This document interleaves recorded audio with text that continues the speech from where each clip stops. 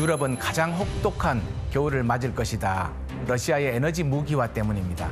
에너지가 총과 칼, 그 없던 최첨단 무기 이상으로 국가의 안전과 국민의 생명을 위협하는 무기가 된 것입니다.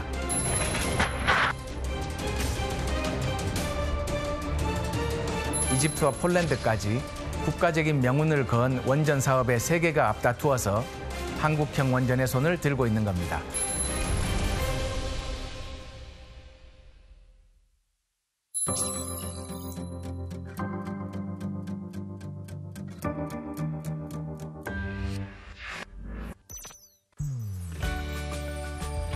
안녕하세요. 산업통상자원부 제2차관 박일준입니다. 원자력에 대해서 알아보는 뜻깊은 강의 10편의 시작. 이렇게 제가 문을 열게 돼 대단히 기쁩니다. 에너지 안보가 글로벌 이슈로 떠오른 지금 그 어느 때보다 원전에 대한 관심이 뜨거운데요. K-팝, K-무비처럼 우리 원전 앞에도 K를 붙여서 세계가 K-원전이라고 부르기 시작했지 않습니까? 오늘 K-원전의 의미와 경쟁력을 한번 짚어보도록 하겠습니다. 한국형 원전 폴란드 수출 낭보가 얼마 전 있었습니다. 한동안 뜸했던 원전에 대한 관심이 뜨거운 걸 느끼시나요? 예, 지금 우리 한국형 원전이 전 세계적으로 아주 핫하다고 말씀드릴 수 있습니다. 사실 올해는 실로 한국 원전의 퀀텀 점프의 해라고 해도 과언이 아닙니다. 뉴스를 통해서 접하셨겠지만 아랍에미레이트 바라카 원전 수주 이후에 13년 만에 연달아 기쁜 소식이 있었습니다. 지난 8월 달에 3조 원 규모의 이집트 엘다바 원전 건설 프로젝트에 참여하기로 정해졌고, 또 바로 얼마 전 10월 말에는 폴란드 퐁트누프 지역에 한국 원전 건설을 위한 협력 의향서를 체결했습니다. 10여 년간 막혀있던 원전 수출의 물꼬가 차례로 터지면서 이제 이 거대한 산업의 물길을 유럽 시장으로 이을 수 있게 되었습니다. 후쿠시마 원전 사고 때문에 원전에 대한 긍정적인 효과와 비전보다는 안전과 사고에 대한 두려움이나 우려가 많은 지금 때마침 들어온 낭보에 관련 업계는 물론이고 국민의 한 사람으로서 가슴 벅차기도 합니다. K원전이라고 하셨는데 세계 시장은 왜 한국형 원전에 주목하고 있는 걸까요? 예, 그건 아마 우리 한국 원전의 우수성과 안전성 때문이라고 생각합니다. 원전 불모지였던 우리나라는 1978년도 첫 원전을 도입한 이후에 30개의 원전을 건설 또는 운영하고 있습니다. 에너지가 부족하기 그지없는 나라였던 터라 원전을 많이 지어야 했고 또 안전하고 효율적으로 운영을 했기에 그 기술력과 운영 노하우가 급성장한 것은 말할 것도 없겠죠. 그러던 1995년 한국 표준형 원전 OPR-1000을 개발하였고 또 2002년에는 가장 진보된 안전성과 기술력을 갖춘 것으로 평가받는 APR-1400 개발에 성공한 것입니다. 영어와 숫자가 난무하니까 좀 어렵죠? 원전 이름부터 설명해 드릴게요. OPR-1000은 최적의 원전이란 뜻의 Optimized Power Reactor의 머리 글자에 용량 크기를 말하는 1000메가와트를 더한 겁니다. 이름부터 멋있다고 생각하지 않으시나요? 우리나라는 1987년부터 1995년까지 원전 기술 자립을 위해서 미국 회사에서 기술을 전수받으면서 영광의 한빛 3, 4호기를 건설했는데요. 이때 우리 기업들이 하도급 업체로 참여하면서 기술 자립도가 60%에서 95%로 올랐을 정도로 기술이 급성장했습니다. 이때 축적한 기술을 바탕으로 한국 표준형 원전 OPR-1000을 개발했고 마침내 2000년대에는 미국과 유럽도 인정하는 APR-1400 개발에 성공했습니다. 그럼 APR-1400은 뭘까요? 기존에 있던 OPR-1000의 안전성과 경제성을 크게 높인 개량형 원전이라고 할 수 있습니다. 발전 용량이 40% 늘었습니다. 그래서 이름이 1000메가와트에서 1400메가와트로 많이 증가돼서 이름이 1400이 된 거겠죠. 또 만에 하나 있을 사고 발생 확률도 10분의 1로 감소하는 등 성능이 크게 개선된 한국 신형 원전입니다. 이 APR-1400 개발 성공으로 한국 신형 원전의 안전성과 효율성을 세계에 입증했다고 해도 과언이 아닙니다. 원전 기술은 단순히 원자력 발전소를 짓는 건설 능력이 뛰어나다 이런 의미만이 아닙니다. 원전의 핵심인 우라늄이나 플루토늄을 다루는 최첨단 기술 집약적인 분야입니다. 그래서 이런 원전을 다루는 세계 몇 안 되는 나라로서 그 독보적인 기술력을 인정받은 겁니다. 이외에도 K원전의 경쟁력으로는 합리적인 단가 또 효율성을 들 수 있습니다. 일단 우리나라는 세계 유수의 랜드마크를 시공한 건설 강국인 만큼 건설 능력은 물론 사후 관리 능력도 인정받고 있습니다. 원전 건설과 이후 안정적인 운영 능력 또한 큰 점수를 차지하죠. 그리고 가장 중요한 것 중에 하나가 바로 약속된 일정에 맞춰 시공한다는 온타임, 온버짓인데요. 이 비즈니스의 기본에 굉장히 충실하기에 세계가 K원전을 주목하고 있는 겁니다. 사실 원전 강국이라는 프랑스도 자기 나라에 짓는 원전 공기를 10년 이상 지연시켰습니다. 또 다른 나라의 원전을 지으면서도 10년 걸릴 것을 13년이나 지연시킨 일은 원전업계에서도 너무나 유명합니다.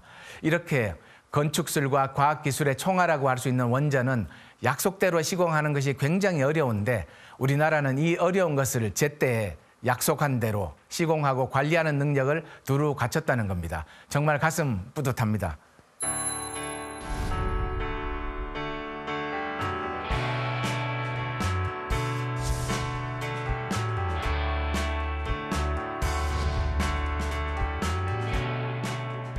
원전 수출국이 됐다는 게 이렇게 중요한 건가요? 예, 그동안 우리나라는 1970년대 두 차례에 걸쳐서 발생한 석유 파동으로 에너지 안보의 필요성을 절실히 실감하고 또 화석연료 수입에 의존적인 에너지 정책에서 벗어나기 위해서 원자력 발전을 통한 전력 공급을 확대해 왔습니다. 1980년대 들어서 원자력 발전소가 속속 준공되면서 우리나라 전력 공급의 중추적인 역할을 원자력이 담당하게 되었고 또 점차 기술 국산화에도 박차를 가하게 되었습니다. 현재 우리나라는 24개의 원전을 운영 중이고 그동안 미자립으로 남아있던 3대 핵심 기술, 즉 원자로 냉각제 펌프, 계측 제어 시스템, 또 원전 설계 핵심 코드까지 국산화에 성공했습니다. 이로써 한국은 세계 최고 수준의 원전 기술력을 보유한 것으로 평가받고 있습니다.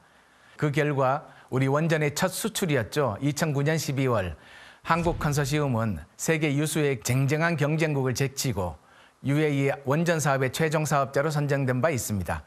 한국형 원전 APR-1400을 수출하게 된 역사적인 사건이자 그야말로 나라를 들썩하게 했던 큰 축제 같은 사건인데요.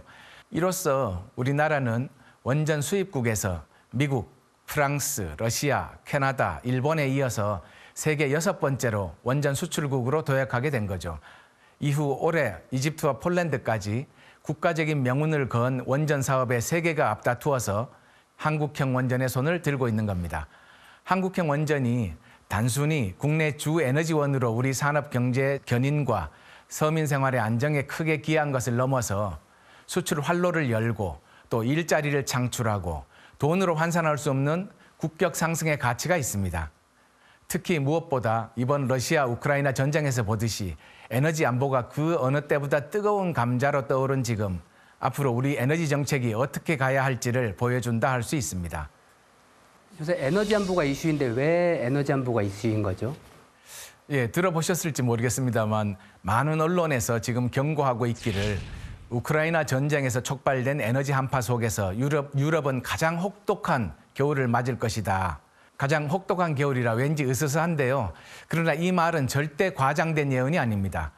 많은 경제학자와 전문가들이 유럽의 겨울이 차디찰 것으로 경고하고 있습니다. 우리는 피부로 잘 와닿지 않겠지만 지금 유럽의 에너지 상황은 아주 심각한데요. 이미 치솟는 에너지 가격이 요금 상승으로 이어져서 난방비를 걱정하는 사람들이 땔감용 장작을 사재기하기 시작했고요. 또 독일은 공공시설의 온수 사용을 제한하고 또 프랑스는 에펠탑 조명을 조기 소등하고 있습니다. 시민들의 불편뿐만 아니라 기업들도 생존의 기로에 서 있습니다. 유럽의 패션 산업이 휘청거릴 정도로 에너지 가격이 치솟고 있고 또 제조업 강국인 독일 기업들마저도 생산량을 줄이거나 공장 시설을 이전하는 등 이런 부분을 심각하게 고민하고 있는 실정입니다. 자, 유럽은 왜 이런 혹독한 겨울나기를 하게 된 걸까요? 답은 러시아 우크라이나 전쟁 발발로 인한 러시아의 에너지 무기화 때문입니다. 러시아가 그동안 유럽에 안정적으로 제공하던 가스 공급을 차단하면서 유럽의 에너지 시장이 불안정해졌고 결국 가스가 부족하자 석유, 석탄 등의 에너지원 가격도 덩달아 급등하기 시작했습니다. 이게 바로 에너지의 무기화고 또 이 때문에 에너지 안보가 글로벌 이슈로 떠올랐습니다. 결국 에너지가 총과 칼, 지금으로 치자면 그 없던 최첨단 무기 이상으로 국가의 안전과 국민의 생명을 위협하는 무기가 된 것입니다. 에너지가 무기가 될 만큼 중요한 겁니까? 예, 뭐 인류 최초의 에너지는 뭐 불이었겠죠. 불, 일의 전기 등 에너지 사용 기술과 더불어서 진보해 왔다고 해도 과언이 아닙니다.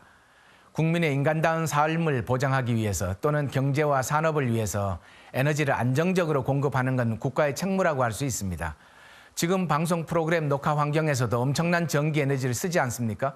여기 스크린, 조명, 모니터, 카메라 모두 에너지를 필요로 하는 겁니다. 심지어 사소하게 즐겨 마시는 시원한 음료수에도 얼음을 만드는 에너지가 들어가야 하고 휴대폰 하나만 보더라도 데이터와의 전쟁입니다. 휴대폰 인터넷 접속 하나에 뭐 그리 많은 데이터가 필요해? 그렇게 말씀하실지 모르지만 휴대전화 하나만 하더라도 클라우드 관리 등 엄청난 데이터가 필요한 거죠.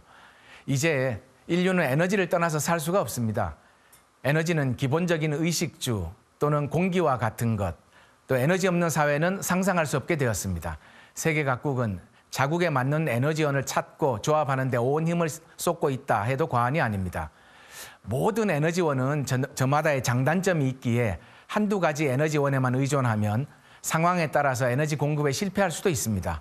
따라서 각국은 최적의 에너지원 조합을 찾는 건데요. 이를 바로 에너지 믹스라고 합니다. 결국 에너지 믹스는 각국이 처한 에너지 환경을 최대한 활용하거나 극복하기 위한 고심의 산물입니다.